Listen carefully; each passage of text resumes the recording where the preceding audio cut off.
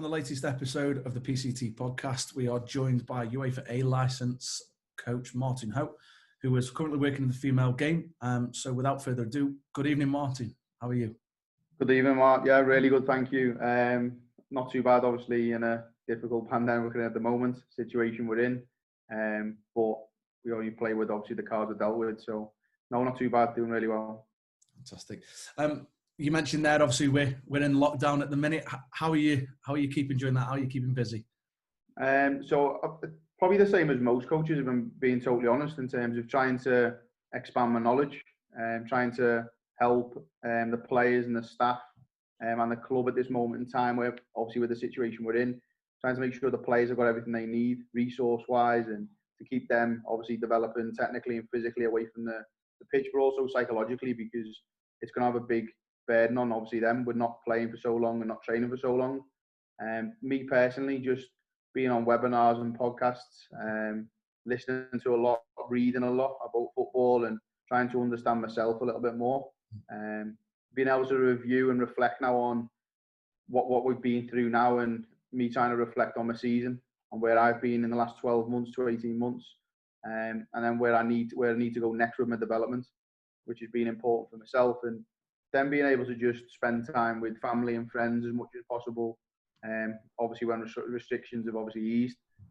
But yeah, that's been important for me. And I think this time we've got now is really important, especially with family and friends, because as you know, within football, when you're in an environment, a full-time environment, you don't really get to see as much as family and friends. So this time where the restrictions have eased, it's been important for me to spend some time with family. Yeah, and again, it's something that we've spoke about with quite a few guests, is that it's just a bit of a chance to come away from the hustle bustle life of football and just maybe reflect on where we are. Obviously, for those that might not know what you're involved in at the minute, can you just give us a little bit of background of what you've been involved in this season, and obviously now with the season announced, ending, what you're doing? Yeah, the role of now at this moment in time, it's changing. It's going to change slightly going into the new season, which I'm absolutely delighted about. But yeah, coming to Manchester United in January, into under 21s assistant coach role alongside Charlotte Healy, who's obviously the head coach of the under 21s. So coming to that role, and I've really enjoyed it, being able to be on the grass and coach a lot more, and being able to dictate on the pitch to the players, and being able to help them develop, most importantly, which is the most important part of that 21s group, is seeing those players develop and move forward, and not just develop as players, Mark, but develop as people. And can we give them the right skill set that if we develop a good person, I believe we'll get a good player. If we give them the right characteristics and traits and we try and build them in, that we'll get the best out of these players, if you want to call them. That's been really good coming into that role as an assistant under 21s coach. And then from around, it was probably around February time when I come in, was just having the opportunity to be around Casey Stoney, the first team manager, to observe her sessions and observe her working with their players. Being able to be around their off the pitch work they do, if that's analysis, if that's well-being classes that they have, being able to walk into her office and have a conversation and be able to touch into her knowledge, because she's got vast knowledge as a player, has got real good in terms of credentials as a coach, and I believe she'll go on and really do well in her career. I think she'll be one of the top coaches in women's football, 100%, with the quality she's got. So it's been good to be around both of them environments and see what it takes for an under 21s player to go into a first team environment, and what kind of levels they need to hit and benchmarks they need to hit. So that's been really my role, kind of trying to get as many under 21s players as we can training, which is an objective set training, and being around the first team environment. But then being able to be around that in terms of support Casey with the first team players, and obviously support them staff as well. It was a bit of an exciting times at the club. And I just want to go back into, obviously, your pathway as a coach. What age did you first get into coaching? So I was playing for a little bit, and then I got into coaching. I think my first session, if I'm right, Martin, was when I was 16, and it come from within family. So one of my family members, which was my auntie, had a neighbour who was coaching a young boys grassroots team in Liverpool, and I was just getting into obviously my coaching then and starting my badges. And when I got into it, it was through that connection of being there, and my auntie obviously knowing that I was starting my badges and I then done a couple of sessions with the local grassroots team on an indoor. It was an indoor like leisure centre, which was obviously like a small five-a-side pitch indoor, which was really good because you go into coaching and it's kind of like, because you've played a little bit and you think you've done okay playing, and you think, I'm going to go into coaching, I'll be fine. Yeah. But you don't realise until you go into that environment that it's hard to always transfer what you know as a coach. And if you've done it as a player, trying to get that over then as a coach to players is quite difficult at times. And that's why I wanted to go in really early, to make sure that I give myself the best opportunity. And yeah, at 16 was the first session I'd done. And was it nervy when I'd done it? Yeah, of course it was, because I thought that I knew what I was going to do. But when you go in there and you have all these different moments and actions happening and you don't really know what's going on, it's like a big whirlwind. But it was an opportunity for me to be able to go and get some experience and gain some experience and be around the coach at grassroots, who was able to try and support me and give me opportunity. And give me the opportunity to work with his grassroots team was brilliant, because it gave me it started to build that hunger up inside me that I knew that's where I wanted to go. So early age, when you started 16, you say there you started your badges. You've also got a BA in sports development and physical education. How did you find university, and was there any coaching roles that sort of complemented the work you were doing at uni? Yeah, so uni was good. That taught me, because when I was doing my badges, I wanted to obviously go to university when I finished college, and my aim goal was to be a PE teacher, and I went on and done obviously the sport development and physical education program at university, which was very important to me and it linked quite well in terms of the sport development side, especially in terms of me being able to still coach and deliver and still obviously be hands-on, whether that was in a different kind of sporting context and not just football. I was able to still gain vast coaching experience within university, and working from some of the top lecturers in the university at John Moores University, learning and working with the other coaches and the other students who were part of the course I was on. And there were some real good ones who were more qualified than I was when I was at university, which was good because I was able to tap into them for information, and while I was looking to do my B license, and that was probably a key part for me. And the coaching roles that potentially come within that, I was doing a little bit of work while I was there for Liverpool, which was just more kind of foundation based, and it was kind of just first steps into coaching, I'd probably say, in a professional environment. And that was important for me to be in an opportunity where I could go and observe and learn, and be in a kind of a risk-free environment where I could go and express what I could do. So that was probably one of the main coaching roles I really come into, as well as still working with that grassroots team that I'd worked with then from 16. I was still able to be around that age group and see them develop as players, and that gave me an opportunity to really get hands-on experience, which is key, but able to kind of develop my own coaching style and my own way of working, but within an environment and a structure that obviously that grassroots team wanted, but obviously the football club wanted when I was doing some voluntary work at Liverpool. You mentioned there, obviously, you were still playing a little while as well. Something that I like to ask the coaches, when you were doing your badges and you were going through your pathway, did it influence how you played, or did playing influence the way you coached?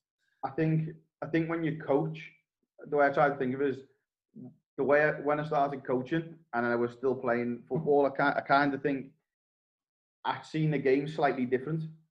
You start to see the game with probably a bigger lens and a different perspective, compared to when you're a player, everything's kind of, you're very zoned into a certain moment or a certain action and a certain situation. When I went into coaching at 16 and was still playing, I then kind of I saw the game slightly different, and I wish I'd probably have seen it that way earlier on in my career, right, in terms of playing, more because I would have probably had a better understanding of the game, which is important. I think I would have been able to see the pictures a lot clearer of what I was seeing when I was getting a bit older.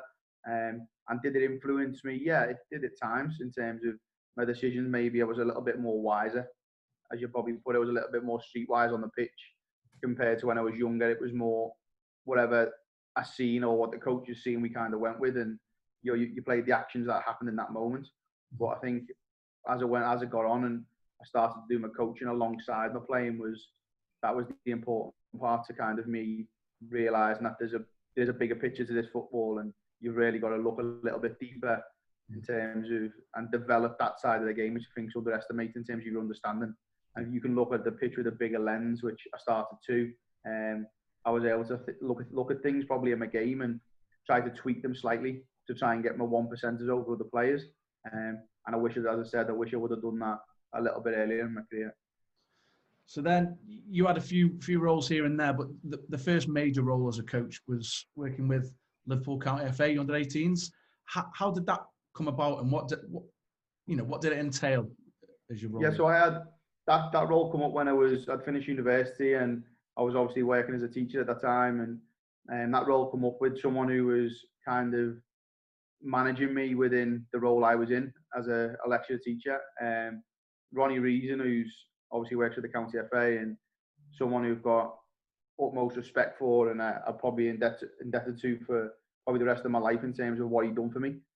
He gave me opportunity, and he was the one who brought me into work with the under 17s and 18s at the County FA, and that was a representative side for the County FA to play in obviously the Youth Cup and the County Youth Cup and things like that, which was really good because you were working with players, Mark, who were maybe not good enough to be in an academy at that point, but were just on the brink of it, or they just fell out of academy football, maybe of being released. And that was a good opportunity to work with top players, work with someone who's a top coach in Ronnie, and another one in terms of Kenny Greenhook, who's a lecturer at Edgehill University, those two mentored me for a long time while I was there, and still speak obviously to them regularly now. And they were two key people for me in terms of my start of my career of coaching, I believe. And when I hit that County FA under 18s, that's when I really believed that I wanted to coach, and I wanted to go and really kick on and have a career in coaching. And I think they kind of give me the tools and the foundations to build from. They taught me what was right as a coach and what was wrong, and they give me feedback, and they mentored me, and they were there when I needed an arm, obviously a shoulder to put my head on, and they were there when I needed an arm around my shoulder at the same time. And they give me so much in terms of the right qualities I needed as a coach, and not just qualities as a coach, but qualities as a person. And the qualities I have as a person now, I hope, in terms of the way I am, is down to those two in terms of the way they've given me it. And that role was brilliant because we trained twice a week. We played top players. We had some real good successes with some of the squads we had, and there's some real good young players that we work with there now that are playing either semi-professional and playing at a decent level. Other players, so one of them broke in last season. Well, the start of, I think must have been just after Christmas potentially. Ben Garrity, who's gone to Blackpool. Oh yeah. He signed from Blackpool from Warrington, and Ben I coached there. Ben's probably one of the best players I've coached at that level. He was incredible. And give him his due, that was probably late for him. He was not a lot of people that knew about him, but he made his name at obviously Warrington then, and he's went obviously leaps and bounds at Blackpool now as a pro, and being able to work with them type of players makes you a better coach, I think. But yeah, it was more around the role in there was to support and assist Kenny and Ronnie with the 17s and 18s, but they give me so much opportunity to lead and deliver and gain that experience and that valuable opportunity that you need as a coach. Rather than, you can take a lot of information in, Mark, but they give me opportunity to lead sessions, and if it didn't go wrong, they weren't the first to jump on my back and give me a big talking down. They'd kind of support me and say, what did you do wrong? How did you go when you need to change things, what were you going to do? And they give me a little bit of guidance, and I think that's what you need as a young coach. Someone who's going to be there to support you and guide you, rather than kind of be on your back and when you're not getting things right. And those two I owe a lot to. Something that I've picked up on there, you mentioned obviously working at that 17s and 18s group. There was players who were on the cusp of joining the academy. And some that had fallen out of that game. Yeah. How did you find that, and managing those different types of players in terms of their psychological side as a young coach yourself? That was, do you know what? I think you've got to, when you're working with those players, I was a young coach, as you're saying, and I was just learning my trade, and those players had potentially, some had fallen out of academy football and had real high level coaching, and some of them are maybe playing semi-professional and were at a good level. And I think psychologically for me, I think it was was it daunting at times? Yeah, I think it was, because you were scared to kind of, you'd seen obviously your peers in terms of Ronnie, and I'd seen Kenny deliver, and their level and detail was really, really high. And you're worried that when you deliver with those group of players that you're not going to hit them levels. But I think the environment that was created and the way I was made to feel by the players and the staff was, you can make mistakes in this environment and you can take risks in this environment, and if it doesn't go wrong, that everyone's got your back. And I think you've got to earn the respect, and I think it did by, as I'm going back to from what we said a couple of minutes ago, was around the people values and the people skills, and how you kind of come across to those players. Are we approachable, and do I have the right mindset? Are my kind of my timekeeping, my accountability good? Do I interact well with the players, and you kind of show your personality? And I've done that quite well, I think, with those players. And as soon as you do that, I think you gain that trust. And when you gain that trust from players, I believe that by doing that, they're gonna come on side. But then it's how you think you maintain that trust and sustain it. And I was able to do that through the relationship I have, in terms of knowing when I had to be a coach, and knowing when I could take my foot off and have a little bit of a laugh and a joke with the lads at that age. And I think when you do that and you gain their respect and their trust, I think that goes a long way in terms of settling down your psychological worries. But it probably breaks a barrier for them at times, because they probably don't know what to expect. If a coach is quite quiet and not really saying much, they probably don't know if you are quiet and shy because you're young, or you're just kind of stepping back and seeing what's going on. You're a little bit more hands off, and I wasn't. I was just more trying to get used to an environment. And as soon as the players got my respect and my trust, they were brilliant. Yeah. No, a successful period there with the representative side, and then a stint in America. How did that come about, and what interested you in coaching over in America? So that was more, there was obviously a lot of, in terms of going over there, that was still young. I was still very young going over there. Going out of my back, obviously going into a completely different country, coming away from family and friends. And that come about because of the likes of the teaching and lecturing role I was in at that moment in time. The kind of the community, the connections they had and the relationships they had with companies abroad and businesses abroad enabled me to go out there and coach. And I went out there and done some work, and I really enjoyed it. It was more working with your kind of recreational and grassroots, as we call it here. Working with them sort of players over in America was good, because I was over there for, I think it was 4 months, 4 or 5 months. And that was when I was, as I said, 18, 19. I was really young still, and enjoyed that fully. That was brilliant, going over there and working with them sorts of players, in terms of seeing what their environments and their cultures are like, seeing what the differences is between us, obviously us over here in England, and compared to obviously them over there in the US. And that was a massive thing for me. And more, the interest of me going over was more because of, I wanted to experience a different environment and a different culture. I wanted to see what it was like to be over in the US and be out of my comfort zone.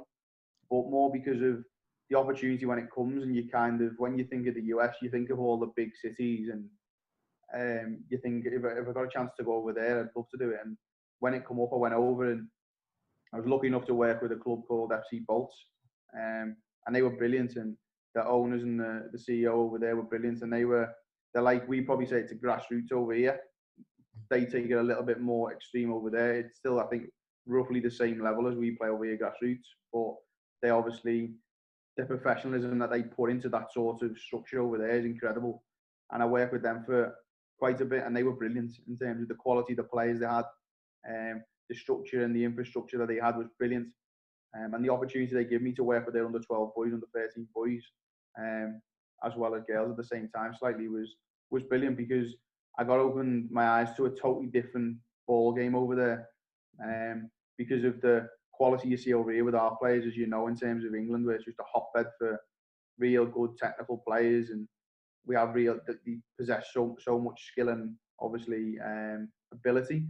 But going over there was more, the players could handle the ball, but they were physically more robust and more durable, compared to obviously over in England. And that was something I learned very quickly, that you had to really drill down on the technical side of the game and give them real bases and foundations to work from, and try and really get the understanding of why do you need to be able to handle the ball, and how they're going to be able to handle it, more than they know they could outrun and push and outshove everyone. But then could you deal with the ball as well as a player could in England? And how was I going to get that across? And I was given so much opportunity there to work with them players. And that was a brilliant experience of me kind of realising that every country's not going to be the same, and every player you work with is not going to be the same. There's going to be some players who can deal with the ball and some who can't. And it's my job as a coach to make sure that I could do that. And that experience going to the USA was important to me, realising that everyone's developments and everyone's stages and people come from different backgrounds and areas will dictate the upbringing they've had in terms of with football. And that was important. Again, a great experience at a young age as well. And then upon your return, you got roles with Mersey Girls as head coach and then Merseyside County Schools, which ultimately saw you step into the female game. Was that something that was planned, or was it just an opportunity that came up? No, wasn't something that was planned. That again comes through at that moment in time. I'd just come back from obviously the US, and I was working a little bit over here, and I was doing work for Everton with the, like, what do you call it, like a development group, kind of development centres. So when I come back, I was working with the development centres when I come back, 2 or 3, I think it was 2 or 3 times a week. And that's when one of the scouts there obviously put me in contact and said, obviously there was a role going with an under 14, under 16s girls team, and obviously to represent Merseyside. And that come about, and I think that was an opportunity for me to apply for the role and send my CV off and gain experience of interviewing, gain experience of being put in a situation where there's numerous people applying for a role, and I've got to make sure I understand out candidate. And so they weren't really expected roles. It come up, and one of the scouts at Everton gave me a nudge about it.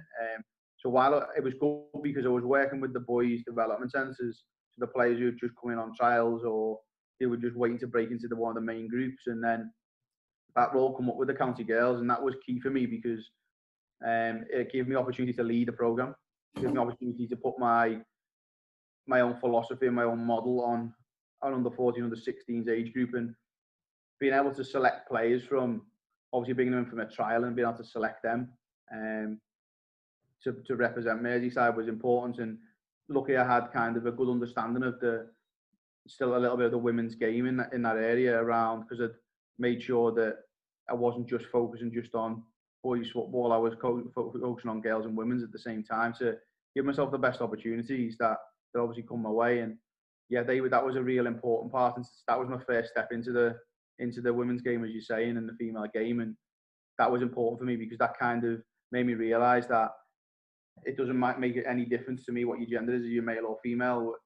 As a coach, you'll work with anyone, and I've got most respect for some of these female players that I work with now, because some of these are top athletes and top professionals, and some of these will go on to have real successful careers that I've worked with. And there's some in that now that I look back at, Mark, at under 14, under 16, that I work with there, and then I end up working with again further down the line that we'll probably come on to. I end up working with some of them further down the line again when they were 4 or 5 years older, which was good. And it's been good to see them obviously develop as players and people, and being able to play a small part in their journey, and while they were playing for obviously representing their county. But yeah, that wasn't planned. That opportunity come up when I interviewed.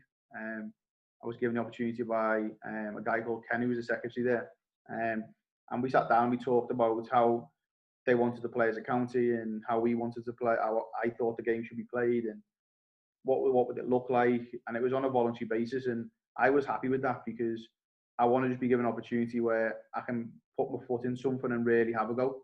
And you know what? It was perfect, yeah.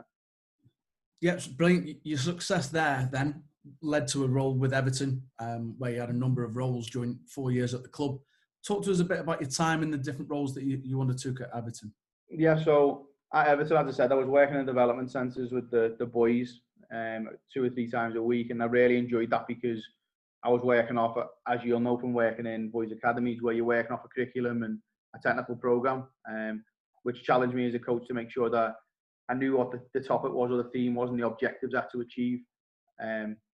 You didn't know if you were going to get every single one of those players in, so that was a challenge of itself. So you could be prepping for 10 players and you might only get 6, or you might get 5. And how am I going to adapt my session to make sure that happens? That was good.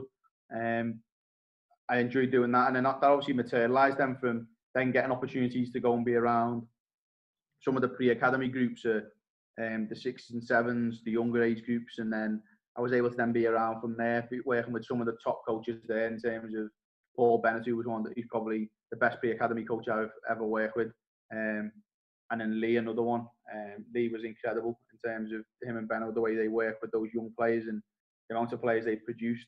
I learned so much as a person, but so much as a coach in terms of don't complicate the game and keep it as simple as you can for these young players and develop the key attributes of their game and make sure, most importantly, is you play into their players' strengths and you let them thrive on those strengths, and obviously watch them develop. And that was a good opportunity to work with them age groups. And then obviously working then a little bit higher than working with them was a good opportunity at times throughout the time I was there, when I was predominantly with those pre-academy groups, 6, 7 and 8.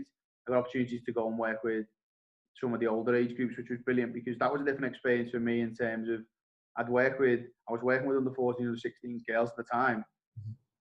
And then you're going into working with under 12s and 13s boys, and their levels are probably where the under 14s and 16s girls were, or probably slightly more advanced as the boys would be at those age groups. And yeah, being an opportunity to work around that sort of the foundation phase, youth development phase was key.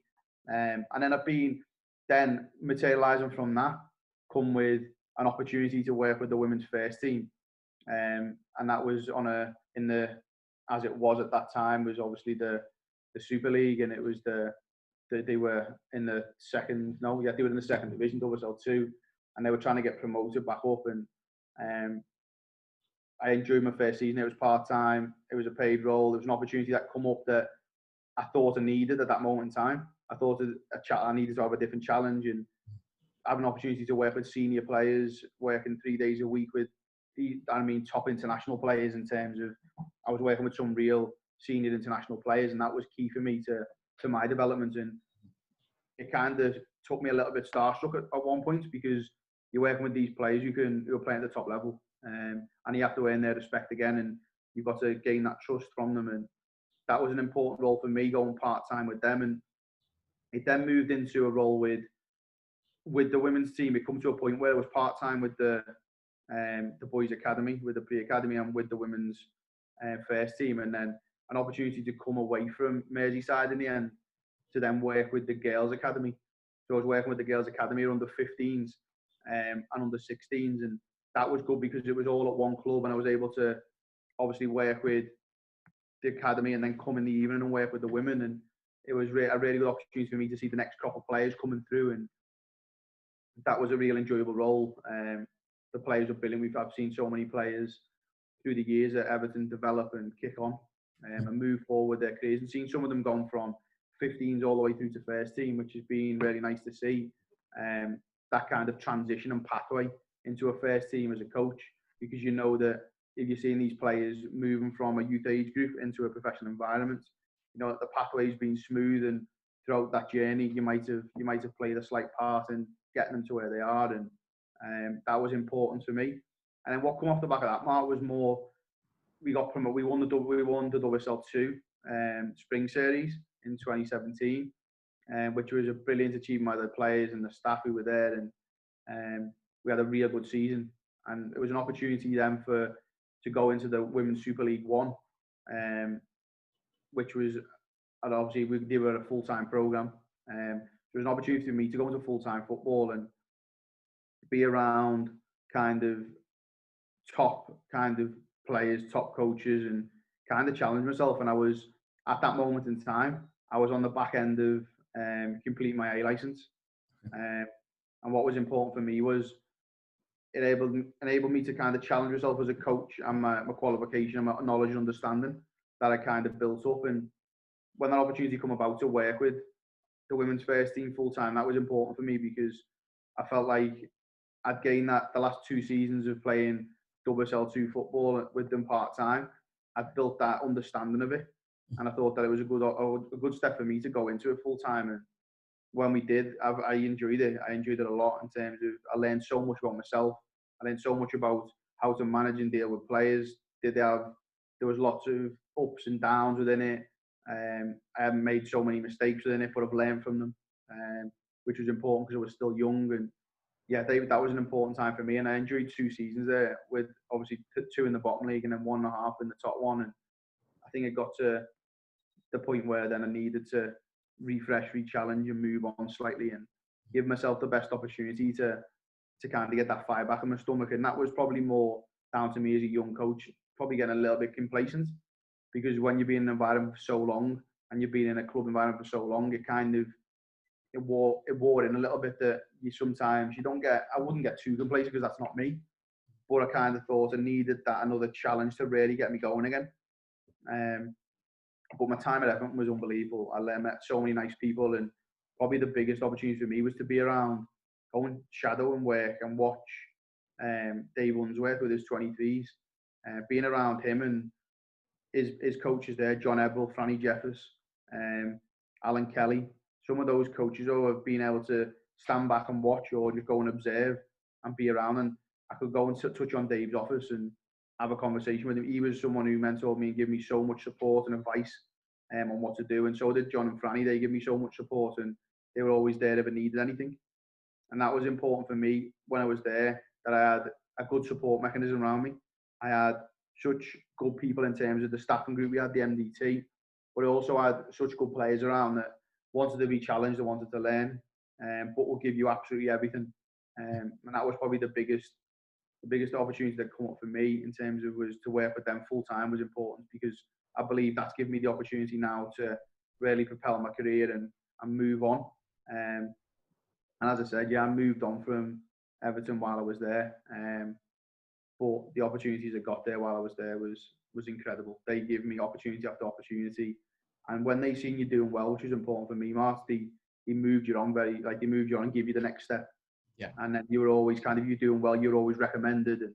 And that was probably the biggest opportunity for me. But the people I had the chance to work with was key. Enjoyable 4 years then at Everton, as we mentioned, and some might say a brave move to go to local rivals Liverpool, under 21's head coach and technical director. Again, just talk us. You mentioned you wanted a different challenge. How did that come about, and what did your role as technical director involve? So that role come about. So obviously, I finished at Everton within the summer after we'd been in WSL for the season.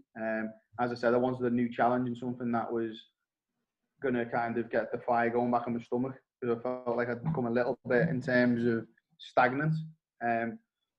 So that opportunity come up, and I was contacted by someone at Liverpool who was there at that moment in time, and had asked me would I be interested in the under-21s head coach role, and I did. So I applied for that role and sent my CV in, and spoke to the general manager at the time, and spoke to the head coach at the time of the women's first team.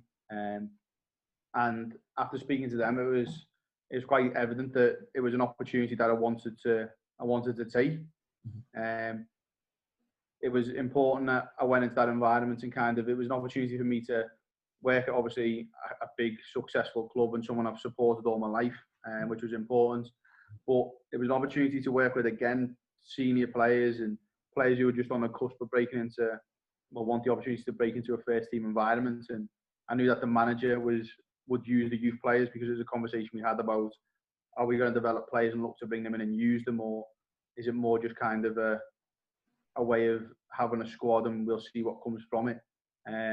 But he wanted to develop young players, he wanted to push them on, and he wanted to give them opportunity to really succeed. And I believe now, looking back on my time at Liverpool, it was incredible. I had such a good opportunity there, and we done really well in terms of the success we had. And it was incredible to be around such good players, such good staff, be in such a good environment to be supported. And it then come on the back of that season when we were under 20 with the under 21s. Back of that season come as a technical director's role come up, and to look over the girls' academy. So some might say a brave move then to go to local rivals Liverpool, and the 21's head coach and technical director. So how did that come about? I know you said you wanted a new challenge, but what did your role as a technical director involve? Yeah, so that role come about. I finished at Everton in June, in the summer, and I'd seen an opportunity to work with under 21s, which was then going into a kind of an academy. They were trying to transition into an academy full-time program as an under 21, so it was more like another professional phase. And when that come up, I'd applied for the role and spoke to the general manager and head coach at the time, and they were happy in terms of when we'd spoken, sat down and discussed what the role would look like and what they wanted as a club and the direction they wanted it to go, which was important for myself because you want to be especially in under 21s who are basically reserved to your first team, you want to be able to develop players and you want a manager that wants to take young players and give them opportunity when the moments and times are right.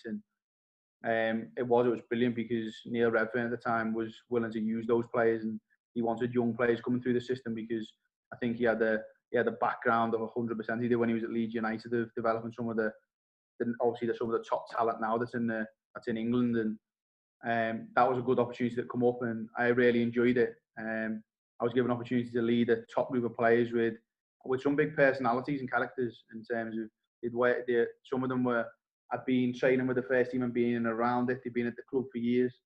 They were respected at international level of representing their age groups for years. And it was just a good opportunity to be around top players with top staff at top club, and just being able to really put my own stamp on it and really kind of kick on and see if we get some of these players into the first team. And if we couldn't get them into the first team at Liverpool, that we try and find them opportunities and exit routes to get them into other clubs, whether that was a top league or the WSL2 at the time. And then at the back end of that season with the under-21s, which was successful for them, they won the double that season. It was really good for them to do that. And the back end of that season was another positive from it come from the technical director's role come up. And it was an opportunity when it was presented to me that was he interested in taking? Yeah, I was 100%. It was something that I'd done a little bit of when I was at Everton, looking over the girls' academy from under 10s all the way up to under 16s. So I was able to see, with doing the under 21s head coach's role and that technical director's role, you were able to see the youth set up from 21s down, which was important because I was able to kind of then put building blocks and pillars in place that would enable us to get to this player we wanted at first team. And that was brilliant. I was able to put a technical program in place that enabled them to play the style and philosophy and have the values and beliefs that the club wanted, but enabled to put a spin on it that was unique to the women's game and was unique to the club as a women's team, and making sure that we were developing players at the right rate. We were giving them the right support and giving them the right resources they needed. That I had the right staff who were developing these players and make sure that they understand player development. And when working with some of those young players and some of those coaches who work with them, I've got nothing but good words to say about them. Some of the coaches I work with are those age groups, the younger ones, were outstanding. A couple of them in terms of just the way they are with young players and they know how young players tick. But some working with the top age groups in terms of 16s and 14s, those coaches who were so experienced at working with them age groups and knew what it took then to get them players and where they needed to be on that pathway to get to be that next 21 player or next senior player. It was just you'd more facilitate and manage staff and manage the technical program. But you were then you had a lot of wraparound stuff to do in terms of off the pitch was making sure that everything was done within a time scale. So if we had reviews, they had to be planned in. If we had to do staff reviews, we had to look at the games on the weekend, how that all looked. Did we challenge players sometimes, Martin, play them up from 14 at 16 if they were capable of doing it? And that was within the rules, and making sure that on the weekend we had enough players for each team if they had injuries. And there was lots to do off the pitch wraparound, but it was brilliant because it's something I'm really passionate about in terms of youth development. And it's something I'll always be passionate about, is developing young players to make them be obviously successful senior players in the future. And that role was intense, but it was so beneficial, and you've seen such good reward from it when you see so many young players going and representing the country or being selected for the first time, and you're seeing young players go from under 10 to under 12 to under 14 and work through the age group. And we then enabled us to put, at the moment in time I was there, we put in an under 9s and under 11s, 2 extra age groups, just to more kind of give the players an extra year at their age group, at their actual age group, because in the women's academies, as some people might not know, it goes in a 2-year age band. So you go under 10, under 12, under 14, under 16, and then there's a big jump from 16 to 21s. So I decided at the point that I think it would have been beneficial to have a small development group of under nines who we work with and we develop ready for under 10s. And then when they come out of under 10s, they're going from 7v7 to 9v9, which, as you know, you're virtually playing from half of the pitch to virtually the full size of width of a pitch in terms of 11v11 size, half of it. So when they went for that, I found that some players found it real difficult physically. And I felt like technically they weren't always, they didn't sometimes have the right capabilities at that moment in time, because that's where they were at developments to deal with the demands of it.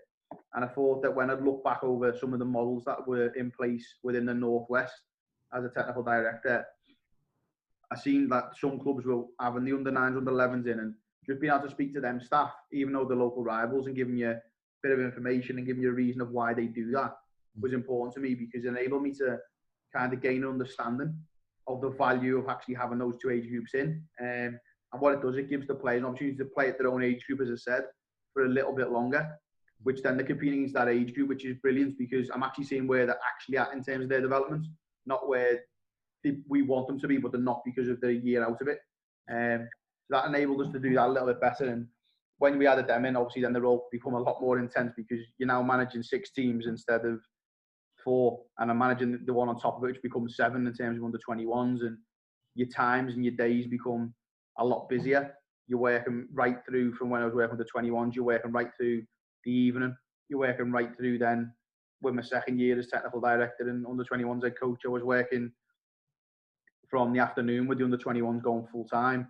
I was working from 3 o'clock till 6 with the age groups in terms of the 21s, and then I was going working with the age groups through the evening until 9:30. And your days become long, but it's so rewarding when you see the pathway and the program really run smoothly.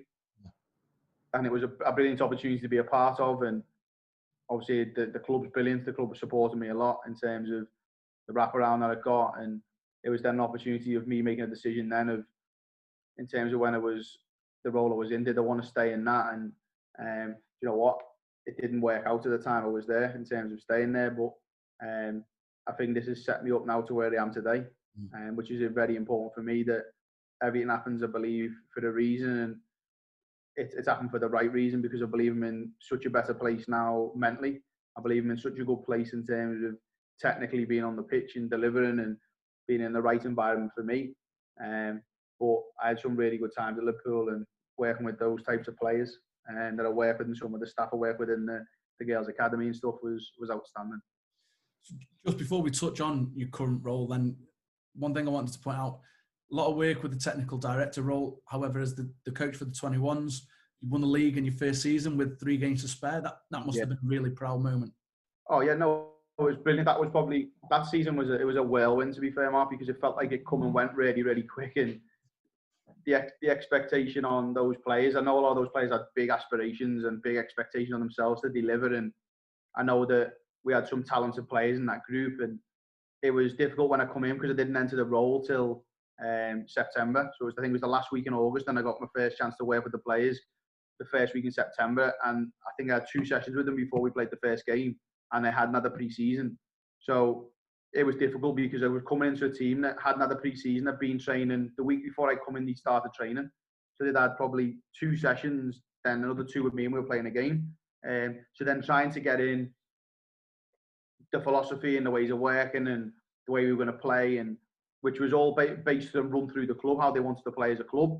But it was kind of trying to put your own spin on certain aspects to suit the individual players within the team, so you get the best out of them. And yet that was unbelievable. There was a whirlwind. So we had no pre-season. So the first probably 2 months, probably the first 7 to 8 weeks were a pre-season for us, obviously, but we were playing games, and we kind of just set out to, as much as we want to, we just want to be better every game. Can we be better individuals every game? Can we be better team every game? But then at each week in training, can we get our levels higher? And can we increase the intensity of training? And can we get to where we want to be by, when I set it out, was can we get to be where we want to be probably the start of October? We were looking at start to end of October. Can we get halfway where we want to be? And then when it comes to November, I thought we were in full throttle then, and we looked good and we felt good, and we had a rocky start. I think we drew 1. We won a couple, I think, and then we drew 1, and then we got beat by, obviously, rivals Everton, where I'd come from. I didn't know what to expect then because we were still in that phase of developing the robustness in them because they had another pre-season. But the players had set out themselves that they wanted to win the league and they wanted to win one of the cups. And I'd obviously go with that. But my ambition was to get these players in the first team and try and get them professional contracts if we could. But I obviously wanted to win, of course I did, because I think it's not just about the winning and the result. For me, it was more, I was telling the players that you've got to want to win inside. It doesn't have to be the result. Can you want to win inside more than think about just the result? And yeah, what an incredible achievement by them players. They were some of the best I've worked with. But that didn't happen. I give the credit to the players and the staff because the staff I had were brilliant. The players I worked with were incredible. There wasn't probably, we suffered a lot throughout the season, and it was more back end of the season when we won that. Well, obviously when we won it with the 3 games to spare. We were on our last legs. We played 7 games in 21 days. And we're playing a game every 3 days. And it was a killer because we were playing Sunday, Wednesday, Sunday, Wednesday, Sunday, Wednesday for the whole of April.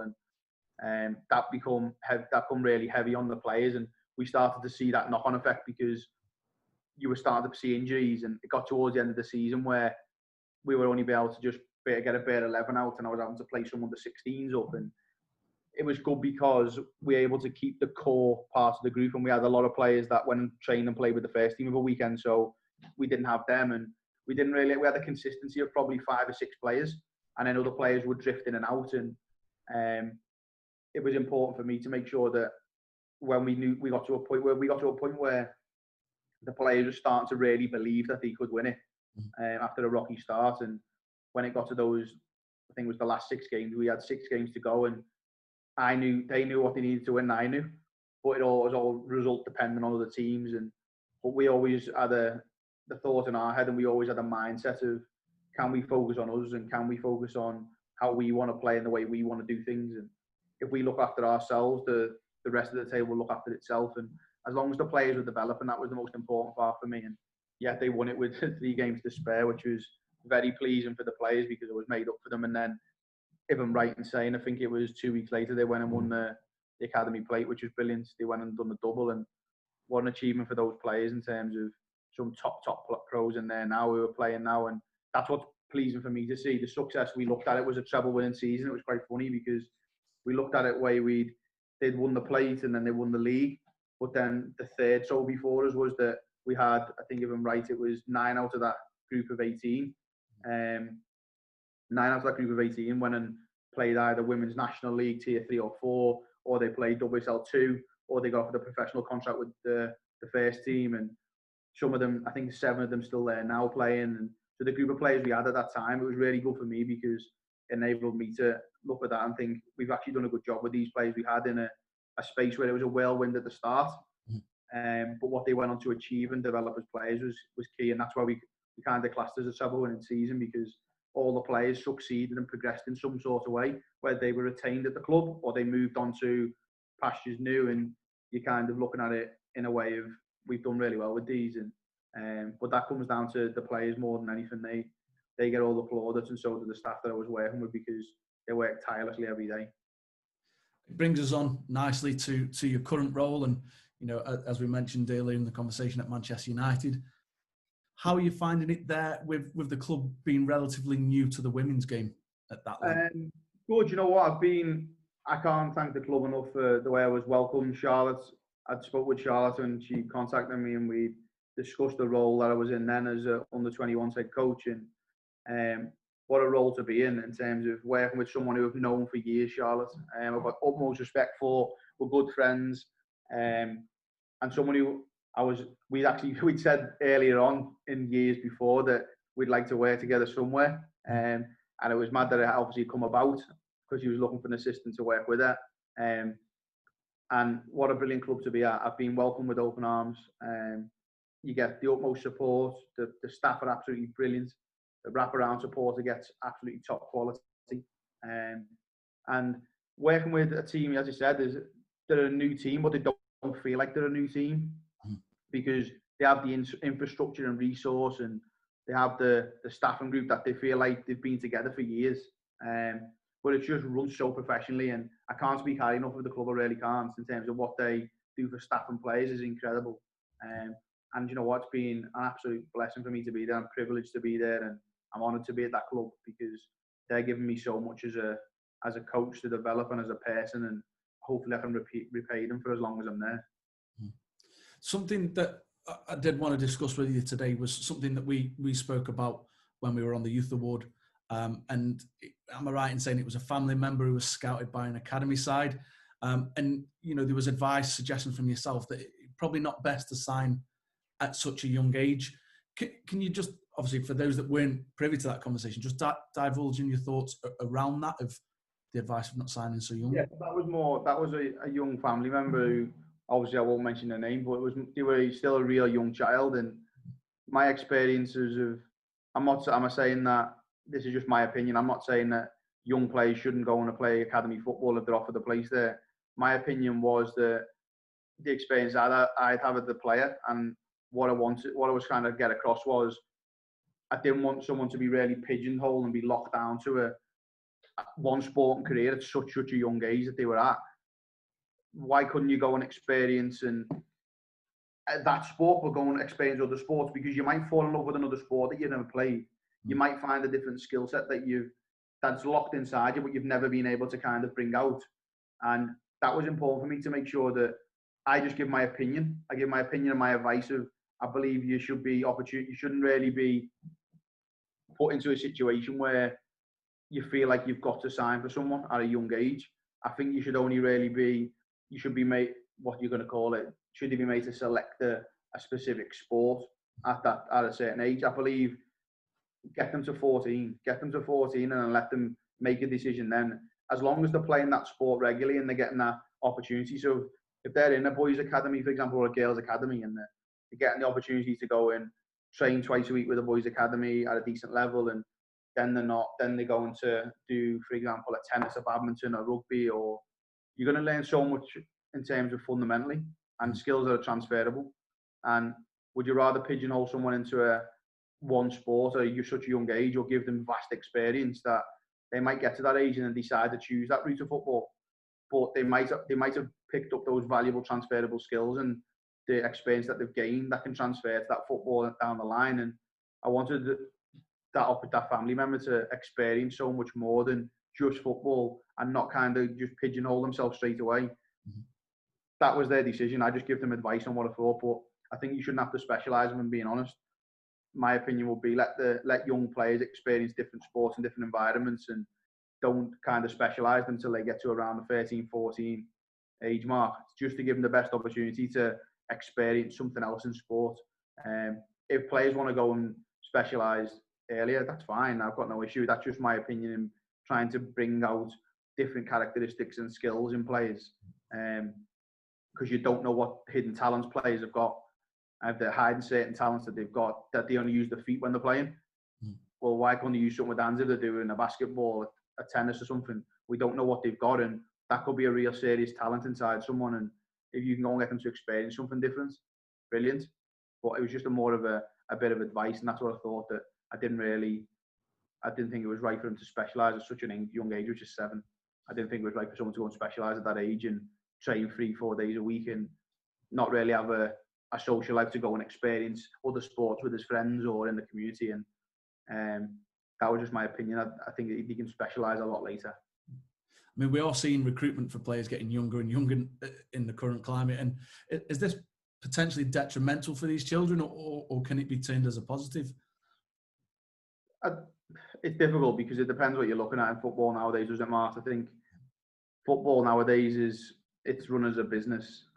As much as we don't want to say it's run as a business, and every club, if you're looking at in different cities, if you're looking in London, if you're looking down in Liverpool and northwest area, you've got down in this northwest area, you've got Liverpool, Manchester City, Manchester United, Everton. You've got clubs, Preston. You've got all these clubs in this area that are trying to get that player, that one player that's going to really be the superstar and is going to make us everything as a club. And are they getting younger recruiting now? Yeah, of course they are, and we're seeing that massively. There's under 5s and 6s, elite teams and everything you're seeing nowadays, and I think it's absolutely obscene. The kids barely know their own name, so we're getting them in to try and turn them into this next big player. And is it detrimental to them? Yeah, because I believe they're not living the life that we probably lived when we were younger. That we were given opportunity to go and play street football and go and experience different opportunities with our friends. We were playing different sports. We were going to events with local community centres, and now some of these children literally, they get up, they have their breakfast, they go to school, they come home, they get changed, they go to football, and the routine's 1, 2, 3, 4, 5, 6 days. And I've come across some players who I've worked with when I was other club, with some of the clubs we've discussed, and you've got some kids who are training with A club on this day, B club on that day, C club on this day, and they're 6 years of age. And you look at it thinking, is that having a positive effect on the players? Probably not, because how much you push that player and drive that player, and you've at that young age, such a young age, might potentially push them out of the game and make them look like fall out of love with it. And what you want to get them to do is not. So I think sometimes I think the child's got to be the driver and kind of go, do you know what, I want to go to train today. They're 6 or 7 years of age.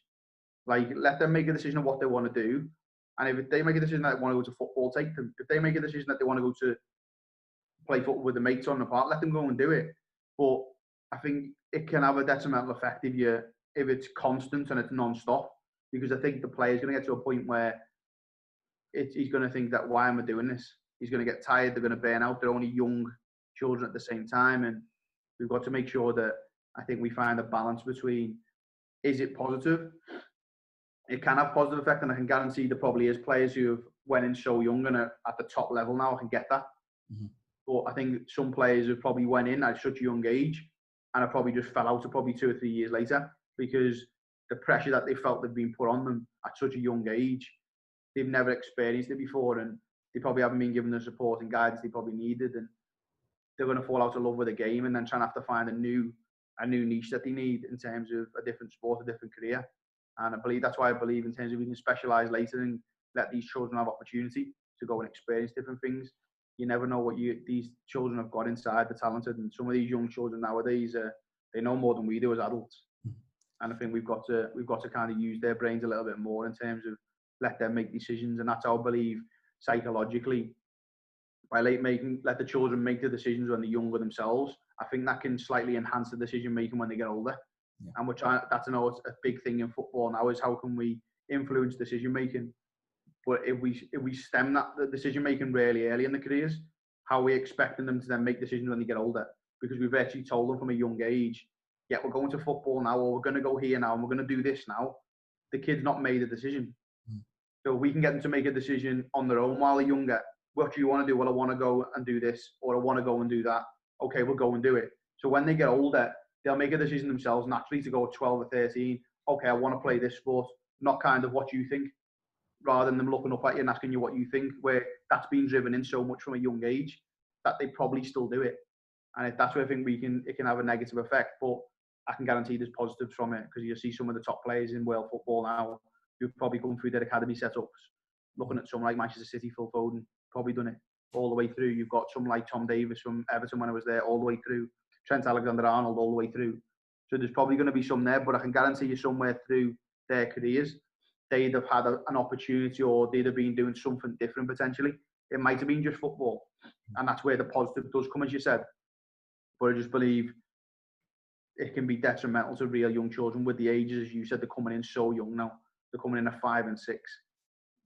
I think something there to touch on is, I don't know if you heard it recently, Michael Owen was speaking and said that he felt that he peaked at 19. And after that, you know, the game against Argentina and the World Cup in 98, he felt he was on a downward spiral in his career. Would you say that's where early specialisation can be detrimental because of the load that it put on his hamstrings? 100%, Mark. Yeah, I think, and that's obviously from someone of his class when he was younger. He was unbelievable. He was unplayable at times, and I think if you're looking at his story then, and he's saying that as a player that he thought he peaked at 19, did he get to burn out at 19 and kind of fall away from it slightly? And he potentially did, from what he's saying. And it's hard for you to kind of know what's right for a young player and what's not. But I just think if you're pushing them in at such a young age, you drive them so hard at a young age to get them to be as good as they can be. And then they get to a point where they just think, I don't want to do this anymore. Or I know I'm hitting a downward spiral because I've actually done so much at a young age that I physically can't develop much more. I've actually probably peaked as a 19-year-old of someone who's probably a 26, 27, 28-year-old.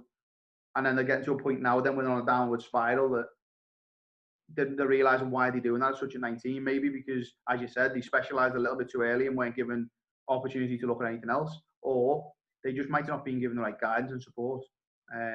But you never know. Everyone's career is different. You will never know the ins and outs of it, and it's all opinion based, as you know. And I think more it's down to, might be down to early specialisation potentially, and that's my opinion on it. Should be, I believe that if you can give players the opportunity to specialise later on, I think you'll see so much more in terms of, you'll bring out so much more talent and different traits that'll come out of players compared to if we push them and we drive them early doors.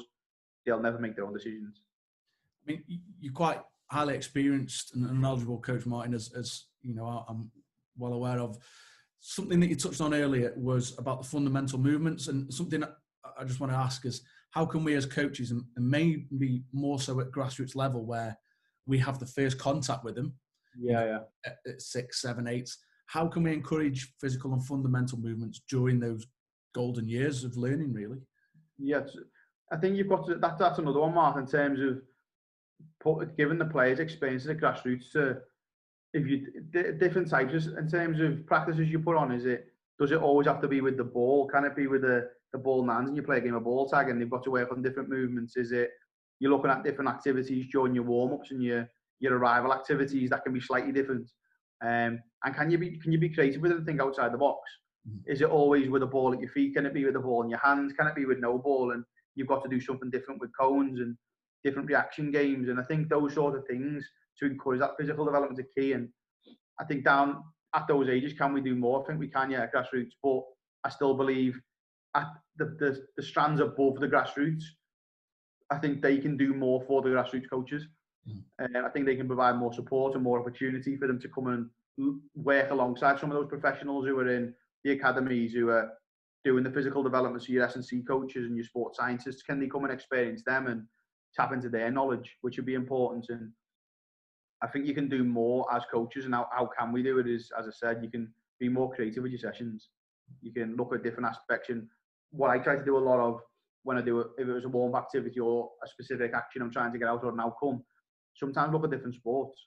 And I think basketball's a big one for it now. Is if you can look at basketball for like the set plays and stuff, Mark, is brilliant because they do a lot of obviously locking and blocking, and you can try and change some of that over into your sessions. And I've done lots of work when I was, especially when I learned on my B license, was when I was on my B license, Alex Gibson, who was unbelievable in terms of a coach and someone I've got a lot of respect for and I still speak to now, is he done a lot of that when we were doing a lot of build-up play on the B license.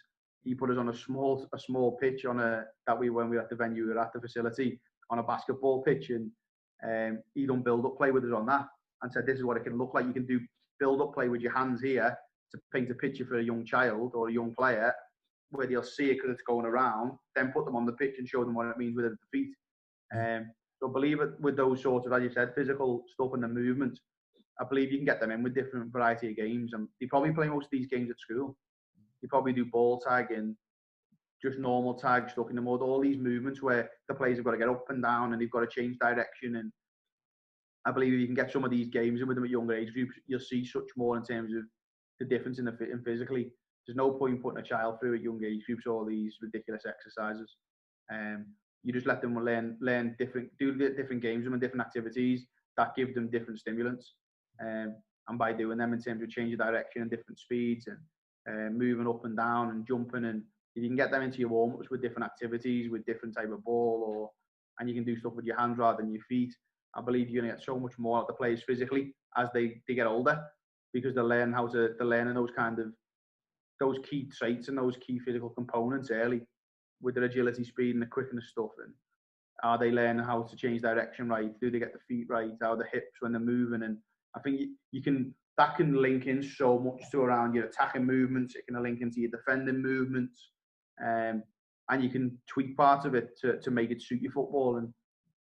But I believe, as coaches, we've got to look at activities that aren't always football based, and we've got to look at it slightly different in terms of to get some of those physical, obviously, components out. And if you think outside the box, and you're more than likely, I don't think there's ever a wrong session. I think sometimes it's just the layout and the design of it, and maybe the structures and restraints you have on it. And I think you can get a lot out if you're just creative as a coach.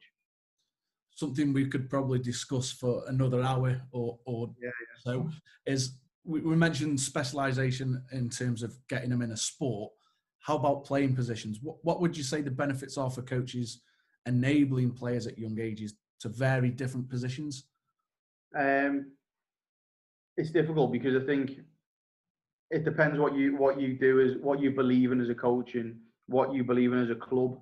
I think your training methodology and your playing methodology dictates a lot. I think your philosophy as a club and the way you want to develop players and how quick you want to develop them depends on if you really specialise early playing positions. And I believe when you're playing, if you're looking in boys academy football, I think they don't specialise very early from the experience I've had at Everton personally. But they probably start to specialise when they go into that 9v9 phase. Into 9v9, I'd probably say more 77 9v9. You start to specialise a little bit more, and they might play within 2 positions or play within 3. And the way I try to look at it with Liverpool with the women, just to try and think of it, was how could they give them opportunities to play in different positions. And when we were at under 9s and 10s, they were to play every position on the pitch, so you can give them experience of seeing what it's like. It's different, obviously, in the boys' game. I get that because they probably had under 6, under 7, under 8, under 9s before we get to ours at under 10s. And we obviously have first contact with them at 9s. And I said that under 9s and 10s, they play every position. And then when it got to under 11s and 12s, they were to play within 3 positions within 2 units. So that was key for me because it was we tried to make sure that we didn't confuse them with the kind of position they are on the pitch. That the spaces look the same. You just you're either higher or you're lower. So we looked at centre backs being able to play as a centre back being able to play as a number 6, and then a number 6 being able to play as a number 8, for example. We'd have a right full back being able to play as a right midfielder and a right winger. We looked at a right midfielder being able to play as a right winger or a centre forward. We looked at an 8 being able to play as a 10 or a 9. So we looked at kind of specialising in certain positions and how we could do that. And at Liverpool, the thing we come to as a group of staff was, can they play in 3 positions within 2 units?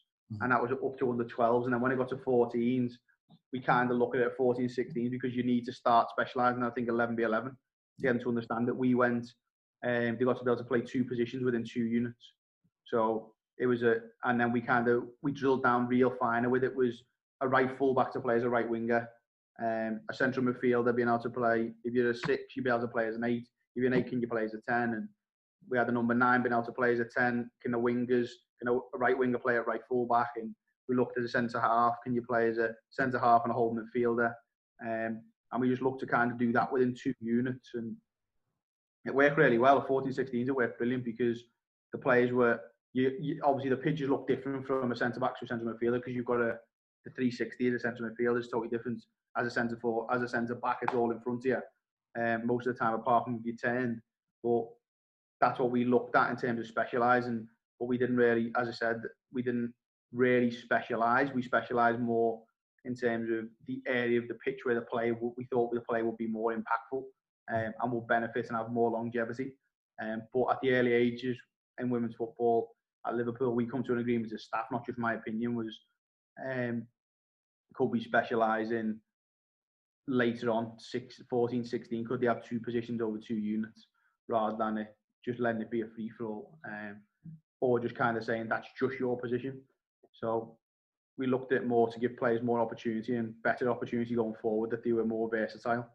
But yeah, does it have its benefits if you specialise someone early? It could do. You never know, because it's based on opinions, and there'll be some players who've played in that position all their lives and have kicked onto the top level, which is brilliant, and where there'll be some that hasn't. And I think by giving the players opportunity at younger age groups to experience and build an understanding of different positions over those young age groups, I believe that you might see a player do something that you didn't know they could do, because you've built up on that. He's a big, tall centre half, and you look at him and go, big, tall lad, and he looks like a centre half, so we'll play him there. Or we'll have a centre forward, we'll have someone who's really, really quick, and we play him as our centre forward then. But he might be really good as a full back or a right winger. So we're looking at, I don't know, it depends how you see it as a club and as a coach. But I believe at the younger age groups, if you can expose them to different positions and different experiences on the pitch, later on down the line, you might specialise slightly. But I think compared to the way I've done it, we as staff agreed when I was at Liverpool was we looked at the way we could specialise, but we didn't pigeonhole to straight a position. We specialised within a number of units all the time. I mean, obviously, before we start to wrap up now, as we've been on quite a while now, what advice would you give to any, I'm not going to say young coaches, but just any coaches looking to get into the game and maybe get that full-time role? Do you know what, Mark? I think it's obviously the game's grown a lot bigger now, and there's a lot of opportunity. I think if you want opportunity, I believe there is. I think you've got to be, now with the world we're in, you've got to be willing to go and put yourself out there, speak to coaches, learn, which is probably the biggest part. Is you were given 2 ears and 1 mouth for a reason. Listen to the advice people give you. Go and listen to people and observe people. But then make sure when you're out there that you ask questions and you want to learn. That's the biggest part. Is don't go and watch someone and not ask a question or not try and engage with people. And for me, the most important part for me was the voluntary hours. I know you'd have done it yourself. Is you've got to go out and put yourself there, but be willing to sacrifice that evening with your mates or your friends to go and gain that valuable experience that might be that opportunity that just gets you in that door slightly because you didn't expect it. But yeah, it's probably the time and effort's got to be there. You've got to put time and effort in and commitment to your own development. You've got to then put the time and effort in to make sure that you go and get experience through voluntary coaching if that's what you can get, or if you can get paid coaching for doing that, brilliant. And then making sure that when you're in the environment where you're around good coaches, that you ask questions and you listen and you learn from those people, because they're the ones probably your first steps in your career that will probably give you the ideas and probably start to paint the picture of your own philosophy of how you want to play and the way you want to work. So it's unique to you. But they were the biggest things I learned, the voluntary experience and getting out there and putting myself about. But then making sure when I got there that I was asking the questions and trying to make sure that I wanted to learn and develop. But I listened more than anything to the people around, because they're obviously in a privileged position to be where they are. Whether we agree or not, they're in privileged positions to be as a coach in those environments. And they've probably got so many stories or experiences that they can pass on to you to help you learn. And they're the biggest ones. But I think is you would have done it for years, Martin, and I done it for years, is you have to put the hours in. And the hours are sort of most of the time, sometimes unpaid. Yeah. And you've got to be willing to do it to get to where you want to be. And you will get there. If you really want it, you'll get there. But it might take time. Fantastic. Just before we go on to the last bit then, what does the future hold for you, Martin? Do you know why? I've got ambitions of wanting to manage and work at the top level, whether that's a women's game or that's a men's game, and if that's club or international level. I'd like to manage an international level right down the line, manage at club level at the same time, and see that they're my ambitions to do that. And I'd hope that I get those opportunities, and if they come about, they come about. If I don't get the opportunity, I'm in a kind of a predicament at the moment with myself of, do you want to, because I've enjoyed being an assistant and kind of be able to step back and look at the pitch slightly different and give an opinion on something that might be, when you're in as a coach and a head coach, you're basically tunnel vision. And it's hard sometimes to really see what other people see. And I'm kind of thinking, do I want to be a head coach or an assistant coach, and what one suits me better in terms of my characteristics and my traits and the way I work and the way I am. So I'm going through that at the moment, but I hope that I can work at the top level in senior football, club and international level down the line, and that's what my ambitions are, and I'll work towards them as much as I can to try and get there. I'm privileged to be in the position I am now, working alongside Casey with the women's first team from the new season coming up, and that's going to be, for me now, doesn't seem real still, I'll be honest, but it's going to be a massive opportunity to work at a big club with obviously big expectations and big aspirations to be successful, and that sort of pressure I thrive on. Knowing that I've got to really deliver as a coach, and I've got to make sure that I'm doing what's best for the players in the club, and I've got to make sure that every day I'm going in full of energy, and I make sure that I'm giving the best account of myself every day, and hopefully that will put me instead down the line in the future to open up other opportunities and doors for me. But whatever comes away, as you know, within 12 months' time, something different will totally happen, and you don't know. And that's the good thing about football. There's stories and there's different opportunities every 5 minutes. And I think hopefully down the line, I'll be able to have a successful career in the game and be able to still give obviously new coaches an opportunity, because that's what I think. That's what I'm massive about. Anyone I've worked with, and I've tried to any roles I've had, whether I've led an age group, I've tried to give people opportunity. Whether that's a new coach coming in or that's someone I've worked with previously that hasn't had a break in the game, and I've tried to give them opportunity. And but yeah, hopefully down the line I can work at senior level, hopefully. And if that does come about, brilliant. If it doesn't, then I know I'll give it everything. I know that I'll always give it everything, so I'll have no regrets at the end of the day. But that's my aspiration, is to work at the top level of senior football, and most of all, just try and achieve what I've set out to do. And if I do, brilliant. If I don't, I don't. But I know that I won't leave any stone unturned. I'm pretty positive, Martin, knowing you, that you will have a long and successful career at the top level of the game. I just want to go on to our, I'm going to call it infamous quick fire question round. Okay. Put you on the spot a little bit. Best moment in football to date? Two of them: winning the double with the under-21s, winning the Super League Spring Series with Everton. Yeah, not bad. Probably both of them. Yeah, two of them. Best friend in football? Close. Liam Hughes works over in Canada. One of my good friends, really good friends, is a technical director over in Canada. Someone who's really close to me. I get on really well with. I can turn to anytime I need them, and we're really good friends. So Liam Hughes over in Canada. Fantastic. Toughest opponent as a coach? Jeez, that's quite a good one. Toughest opponent as a coach who I've played against. That's a challenging one. Nick Cushion, potentially. So working at senior level again, trying to think of those coaches. Nick Cushion was a big one. Someone who's I've played against and I know as a person, and is a real good person too. Is a top coach, and is now working over in New York with New York City. And real good coach, detailed, quality. Gets his teams. You can see the identity and what he wants from his teams by the way they play. And he's been so successful at Manchester City Women when he was there. He's won the title numerous times. Obviously the domestic cups, the Continental Cup, the FA Cup, he's won them. And now he's on to another new opportunity with New York City. He's one of the assistant coaches, which is I'm made up for him. He deserves it. And he's probably one of the toughest opponents I've played against, because he'd always it was like a chess game when you played against him. Yeah. Well, big praise there. Player-wise, best trainer? Best trainer I've worked with over my whole career so far, best trainer. I'm going to go back to one I said earlier, Ben Garrity. Okay. He's now at Blackpool. He was phenomenal. His work rate, his work ethic, his commitment to his craft was incredible. And I'm not surprised where he's at now. I'm really not. And he probably deserved the opportunity years ago, but he just didn't get the kind. He probably didn't have his profile out there. And he's probably the best trainer I've worked with in terms of everything. He was demanding of players, but he was demanding in the right way. But the way he went about his business and training, when he crossed the white line, it was business. And he's probably the best I've worked with in terms of training. Biggest role model or influence in football?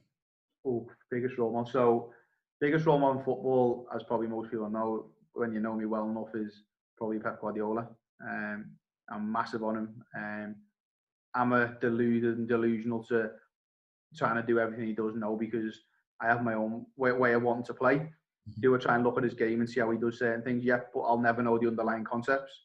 So I like some of the ideas he has, and you can try and implement some of them, but I'm always very clear and very understanding that it's my way of playing and it's my own philosophy, and I'm not him, I'm myself. And he's probably my biggest role model on influence in football at the moment. But if I'm going to look at influence in terms of away from football, I'm probably look at my family.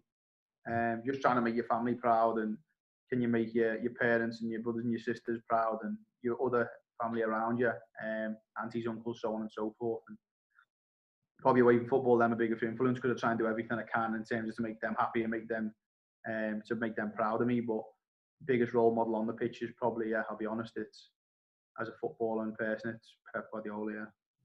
So we mentioned the best trainer. Who would you say the best player you've coached is? Bloody hell. Best player I've coached. That's actually a really good one. There's some top players who I've worked with over probably in the women's and the boys game. I'd probably go in the women's. That's what I've been for probably most of my time the last good few years anyway. Is I'm probably looking at. Jesus, you've got me here, Matt, with this one. There's some real good players who I've worked with. Best player I've worked with or I've coached. I'm gonna go with a player who I work with at Liverpool, who's now playing at Blackburn's Women. There's her and another one. I'll probably go. Millie Robertson was very good. I worked with her for the season I was at Liverpool. The 18 months I was at Liverpool, I worked with her. She was incredible. Very good player, trained very well, consistent in terms of performances in games, outstanding. You knew what you were getting from her. She was a very good centre half, aggressive, quick, very good technically, very gifted player. And I believe she'll have a decent career. I really do. And then the second one will be Annabelle Blanchard. So those two were the two big ones for me. Annabelle Blanchard was at Liverpool when I was there, and was very, very, very impressive. A girl who's now playing at Leicester City women's first team, and will have a career. She plays with England at under 19s. I think she'll have a massive career, because she's got everything you need as a centre forward. She's got the finishing qualities, her attitude in terms of on the pitch wanting to win, which is key, is massive. She's got that little bit of football arrogance about herself, which is good, because I think you need that at times, if you want to get that top level. But she's someone who works extremely hard and was the captain of the team. I managed at that time in the 21s and led that group really, really well. And Annabelle and Millie Robinson are probably the two best I've coached probably over the last few years, definitely. Describe yourself in 3 words. Jesus, that could. My opinion in 3 words is going to be different to someone else's, I'll tell you that. I would say very committed. I'd say committed, definitely one. Committed, hard-working, and demanding, I'd probably say. Demanding. Okay. Finally, is there anybody you would recommend or like to hear on our podcast? Someone who I watched yesterday I watched a webinar yesterday, and someone who I've watched it numerous times today again, just to write notes down on it. Who's really good, Dan Machichi, who's one of the England coaches. He's outstanding. I think his practice design and the way he works with players, the way he creates those relationships and understanding of the players, and how he gets them to tick and stuff like that is something else. He's really, really good, and that's really at that sort of level. And I think there's so many good influences. Nick Cushion's another one for me. Nick's way of working, I think, and his understanding of the game and where he's been and where he's come from. I think that's another key one for me. Nick's brilliant and such a role model in terms of these are people I look up to and I've looked at in terms of where they've come from, and I try and take parts from the way they work. Maybe not always be hands-on, but from watching them and speaking to in terms of seeing what they do online, and these are the people I've really took a big kind of I've kind of looked at and kind of took a big I've come to them and kind of looked and thought, I'd be interested in having a chat with you. I'd be interested in working with you because of what they do, and I took a massive interest in them. And they're probably the 2 biggest ones who I've looked at recently. And maybe if you're looking slightly further than in the boys' game, there's quite a few that you'd look at in the boys' game. Dave Unsworth's one of the best I've worked with in terms of his detail, the way he works with his players, the standards he sets. He's one of the best coaches of a 4-4-2 I've seen. And he's someone who I look up to, and when I play a 4-4-2, which is a system I like playing, he's someone who his detail is unbelievable, and I'm not surprised he won on 223 titles in the space of 3 seasons, because the way he gets his players to operate and the detail he gives them is incredible. And he probably another one, Dave Unsworth, Nick Cushion, but then obviously Dan Machichi comes to mind because I tracked him when he was at England, when he was at MK Dons, because I just liked the way he worked. When I was on I think it might have been, I was on a course down at St George's Park, and he was working with the England players on the pitch at the time, and I went out and watched, and we just stood on the side and watched them work, and it was just the way his order about it was quality. And it's someone, obviously when I watched his his webinar yesterday was quality. So he'd probably be another one in terms of if you want to look at like practice design and stuff. He's very good. Yeah, I shall do my best to try and get them on board and involved. Martin, I could generally speak to you for hours on end. It's always a pleasure when we catch up, mate. And I just want to say thank you for taking time out of your schedule and away from your family to speak to us today. I wish you, the players and the staff at Manchester United, all the best when the season, resumes or kits back in. And just want to say take care, mate, and hopefully catch up soon. No, definitely. I appreciate it. Thanks for having me on, Mart. No, it's a pleasure. I'll come on any time. I could sit here and speak football as much as I could. I'll sit here all night and do it. But yeah, no, it's been a pleasure. Hopefully people obviously come on and listen and they keep supporting you in terms of your podcast with PCT. And I wish obviously you the best of luck with your career going forward and obviously what comes up for you next. But yeah, hopefully people take things away from this and obviously come on and listen, which is the most important part, but support you as your company in terms of what you do in terms of your coaching and I can't recommend you high enough in terms of what you do as a coach and what you do as a person. So no, I wish you all the best with your company and then what your next step is in football. And I don't think it'll be long before you're back in.